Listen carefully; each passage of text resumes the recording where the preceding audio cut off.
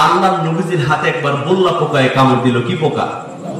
দেখেন কোরআনটা কত বড় শিফা। কি পোকা? বল্লা পোকা। চেনেন আপনারা? আল্লাহর নবীজি বল্লা পোকার কামড় খেয়ে বললেন, হায় রে পোকা, তুই মানুষও চিনলি না, নবীও চিনলি না। এখন কামড় যখন দিয়েছে, ব্যথা আছে না নাই? প্রচন্ড ব্যথা, প্রচন্ড যন্ত্রণা।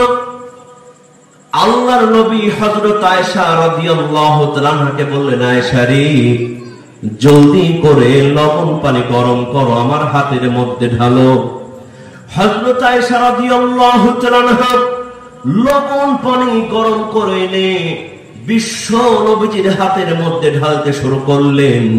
আর আল্লাহর নবীজির জবান দিয়ে বের হয়ে গেল, আলহামদুলিল্লাহি রাব্বিল আলামিন আর রহমানির রহিম মালিকি ইয়াউমিদ্দিন ইয়্যাকা না'বুদু ওয়া ইয়্যাকা নাস্তাঈন ইহদিনাস সিরাতাল মুস্তাকিম সিরাতাল্লাযীনা أنعمت عليهم غير المغضوب عليهم ولا الضالين সকলেই জোরে সোরে বলেন আমিন। আমার ভাইরা, আল্লাহর নবীজির মুখের কণ্ঠে সূরা ফাতিহা শেষ হয়ে গেল।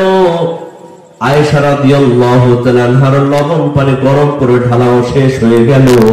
মুহূর্তের মধ্যে আল্লাহর নবীজির হাতের ব্যথা দূর হয়ে গেল।